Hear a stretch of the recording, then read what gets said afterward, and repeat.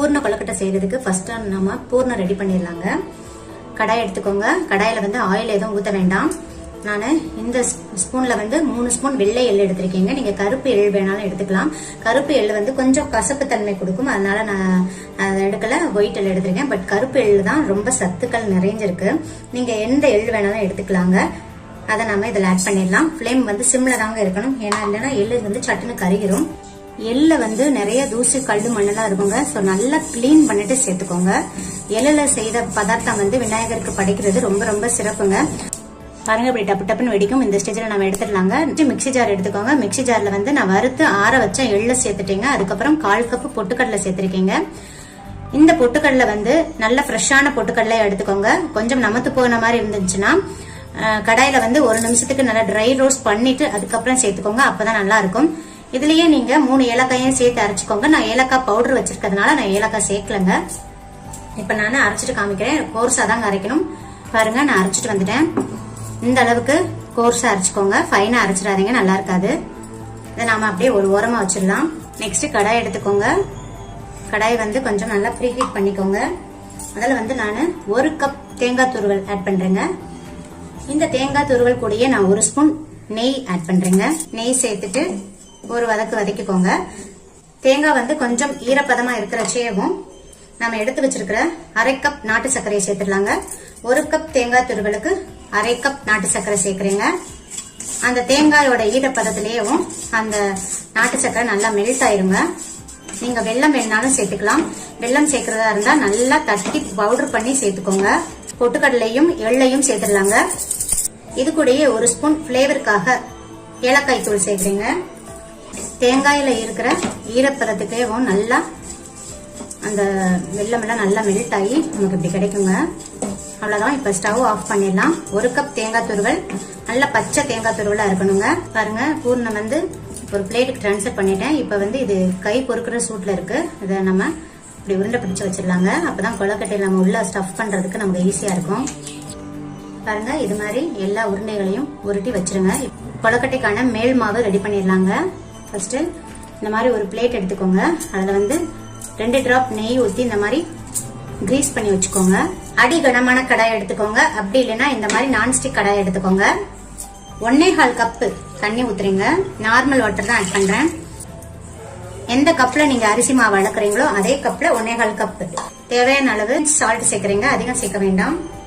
2 spoon நெய் சேர்க்கறீங்க.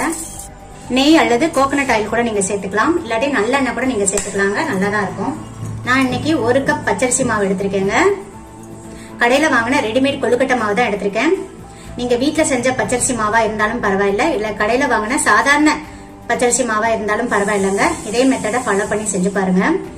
First வந்து இந்த பச்சரிசி மாவை ஒரு கடாயில எண்ணெய் எதுவும் ஊத்தாம 1 நிமிஷத்துக்கு வறுத்து எடுத்துக்கோங்க. கலர் சேஞ்ச் ஆயிடக்கூடாது. சோ சிம்ல வச்சுட்டு, ஃபிளேம் ஃபுல்லா சிம்ல தாங்க இருக்கணும். சிம்ல வச்சுட்டு கை பொறுக்கிற சூடு வரவும் இதை எடுத்துடலாங்க. எடுத்துட்டு இந்த மாதிரி ஆற வச்சு ஒரு கப்ல எடுத்து வச்சுக்கோங்க. இப்ப வந்து தண்ணி கொதிக்கட்டும். பாருங்க, தண்ணி இந்த அளவுக்கு நல்லா கொதிக்கணுங்க. இப்ப ஃபிளேமை சிம்ல வச்சுட்டு கொஞ்சம் கொஞ்சமா சேர்த்து மிக்ஸ் பண்ணிக்கோங்க. ஒரேடியா சேர்த்துறாதீங்க, கொஞ்சம் கொஞ்சமா மிக்ஸ் பண்ணிக்கோங்க, இல்லாட்டி கட்டி விழுந்துரும். ஃபிளேம் வந்து சிம்ல வச்சிருங்க. நல்லா கைவிடாம மிக்ஸ் பண்ணிக்கோங்க. மிக்ஸ் பண்ணி விட்டுருங்க. நல்லா இப்படி கரண்டியை வச்சு நல்லா மிக்ஸ் பண்ணி விட்டுருங்க. இப்ப ஸ்டவ் ஆஃப் பண்ணிருங்க. இதை வந்து நம்ம டக்குன்னு ஒரு பிளேட்டுக்கு மாத்திடலாங்க. நம்ம கொஞ்சமா எண்ணெய் தடவை வச்சிருக்கோம் பாத்தீங்களா, அந்த பிளேட்டுக்கு ட்ரான்ஸ்ஃபர் பண்ணிருங்க. இதுலயே வச்சிருந்தீங்கன்னா மாவுல வந்து அடிப்புறத்துல எல்லாம் ஒரு மாதிரி ட்ரை ஆன மாதிரி ஆயிரும். பாருங்க, இப்படி எடுத்து பார்த்தா நல்லா நமக்கு உருட்டுற பதம் இருக்கணும். இதுதான் கரெக்டான பதம். பிளேட்டுக்கு ட்ரான்ஸ்ஃபர் பண்ணிட்டு இப்ப நம்ம கை வைக்க முடியாது, ரொம்ப ஹாட்டா இருக்கும். அதனால இந்த மாதிரி ஒரு பிளாட்டா இருக்கிற மாதிரி கிண்ணம் எடுத்துக்கோங்க. நல்லா மிக்ஸ் பண்ணி விட்டுருங்க. அப்பதான் மாவு வந்து நமக்கு நல்லா ஸ்மூத்தாவும் எந்த விரிசலும் இல்லாமலும் கிடைக்குங்க. நீங்க இந்த பாத்திரத்திலையும் அடியில நெய் கிரீஸ் பண்ணிக்கோங்க லைட்டா. இப்ப கை பொறுக்கிற சூட்ல இருக்கு. நல்லா சப்பாத்தி மாவு பிணையிற மாதிரி பிணைஞ்சிருங்க. கையில மேக்சிமம் ஒட்டாது. ஒட்டுற மாதிரி இருந்துச்சுன்னா லைட்டா தேங்காய் எண்ணெய் அல்லது நெய் கிரீஸ் பண்ணிக்கோங்க.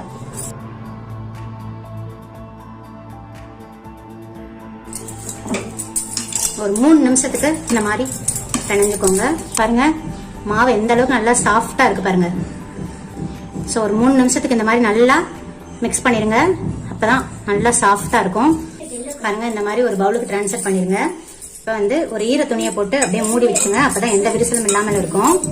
நம்ம கொஞ்சம் கொஞ்சமா மாவு எடுத்து கொழக்கட்டை மாதிரி உருட்டிக்கலாங்க. இப்போ வந்து நீங்க வாழை இலை எடுத்துக்கோங்க. அப்படி இல்லைன்னா இந்த மாதிரி வெத்தலை கூட எடுத்துக்கோங்க. அப்படி இல்லைன்னா ஒரு பிளேட் கூட நீங்க எடுத்துக்கலாம். பிளேட்ல வந்து நெய் தடவிக்கோங்க. நெய் அல்லது தேங்காய் எண்ணெய் தடவிக்கோங்க. இப்போ கொஞ்சமா இதுல இருந்து மாவு எடுத்துக்கோங்க. மாவு எடுத்துட்டு இதை அப்படியே க்ளோஸ் பண்ணிருங்க, இல்லாட்டி மேல ட்ரை ஆயிரும். அதனாலதான் பாருங்க, நல்லா அப்படி உருட்டிக்கோங்க கையில. இதில் வச்சு நல்லா ஸ்ப்ரெட் பண்ணி விட்டுருங்க.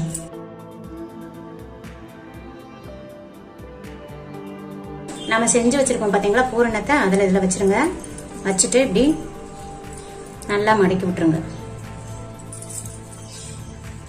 எடுத்தோம்னா அழகா ஒரு ஷேப் வருங்க. நல்லா சீல் பண்ணிருங்க. பாருங்க, நல்லா சீல் பண்ணிருங்க. வெளிப்புறம் எடுக்கிற மாவு வந்து கொஞ்சம் கம்மியாவே எடுத்துக்கோங்க. நல்லா உருட்டிட்டு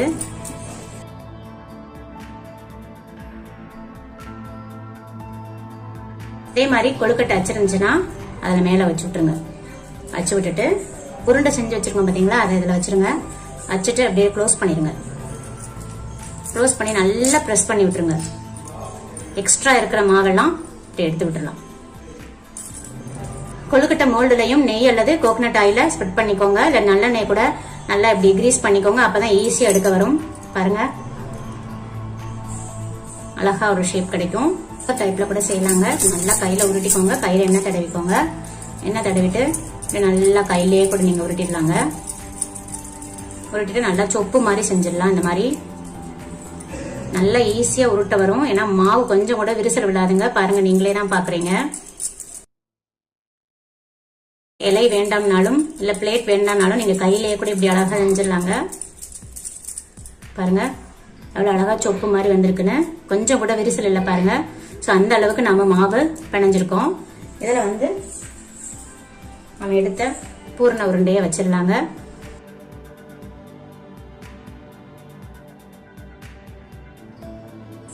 இப்படி மோதகம் மாதிரி செஞ்சிடலாங்க. இப்படி 2 பக்கம் மாவு வச்சிருங்க.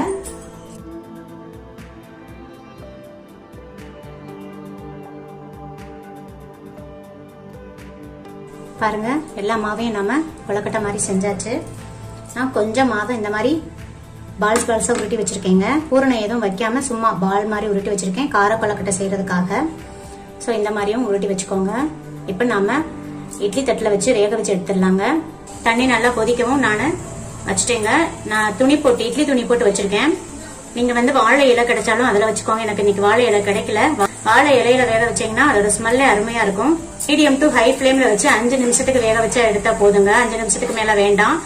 5 நிமிஷத்துக்கு மேல வேக விட்டீங்கன்னா ரப்பர் மாதிரி ஆயிரும். ஏற்கனவே நம்ம மாவு வந்து வேக வச்சுதான் நம்ம உருண்டை பிடிச்சிருக்கோம். அதனாலதான் பாருங்க, இப்ப 5 நிமிஷம் ஆயிடுச்சு. நம்ம ஓபன் பண்ணிடலாம். அவ்வளவுதான், அதுக்கு மேல வேண்டாம். ஸ்டவ் ஆஃப் பண்ணிருங்க. வந்து நம்ம கார கொழுக்கட்டையை தாளிச்சிடலாம். அதுக்கு வந்து ஒரு கடாய் எடுத்துக்கோங்க. கடாயில 2 ஸ்பூன் ஆயில் ஆட் பண்ணிக்கோங்க. நான் கோகனட் ஆயில் ஆட் பண்றேன். நீங்க எந்த குக்கிங் ஆயிலா இருந்தாலும் ஆட் பண்ணிக்கலாம். இப்ப 1 ஸ்பூன் கடுகு,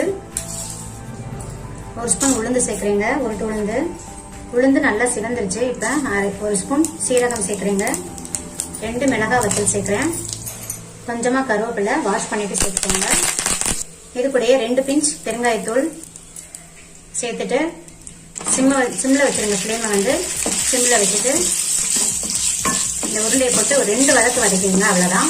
இப்ப ஆஃப் பண்ணிடலாம். நம்ம ஏற்கனவே இதுல உப்பு போட்டுதாங்க நம்ம மாவு உருண்டையா பிடிச்சிருக்கோம். அதனால உப்பு தேவையில்லை. பாருங்க, ஃபைனலா நம்மளோட கொழுக்கட்டை எல்லாம் ரெடி ஆயிடுச்சு. எவ்வளவு நேரம் ஆனாலும் நல்லா சாஃப்டா இருக்கும். பாருங்க எவ்வளவு சாஃப்டா இருக்குன்றத நான் இதுலயே காமிக்கிறேன். பாருங்க எவ்வளவு நல்லா சாஃப்டா இருக்கு. பாருங்க பாருங்க எவ்வளவு அழகா சாஃப்டா வந்துருக்கு. பாருங்க நல்லா சாஃப்டா இருக்குங்க. நீங்க ட்ரை பண்ணி பாருங்க. ட்ரை பண்ணி பார்த்துட்டு எப்படி இருக்குன்னு சொல்லுங்க. இந்த கார கொழுக்கட்டையில வந்து நீங்க லாஸ்டா 2 பிஞ்ச் வந்து இட்லி பொடி தூவிடுங்க. இட்லி பொடி தூவிட்டு நல்லா மிக்ஸ் பண்ணிருங்க. ரொம்ப டேஸ்டா நல்லா இருக்கும். இந்த வீடியோ உங்களுக்கு ரொம்ப யூஸ்ஃபுல்லா இருக்கும்னு நினைக்கிறேன். வர விநாயகர் சதுர்த்திக்கு நீங்களும் இதே மாதிரி செஞ்சு இறைவனை வழிபடுங்க. உங்க எண்ணங்கள் நிறைவேறட்டும். இந்த வீடியோ பிடிச்சிருந்தா லைக், ஷேர், கமெண்ட் பண்ணுங்க. மறக்காம சப்ஸ்கிரைப் பண்ணுங்க. பக்கத்துல இருக்க பெல் ஐகானையும் கிளிக் பண்ண மறந்துடாதீங்க.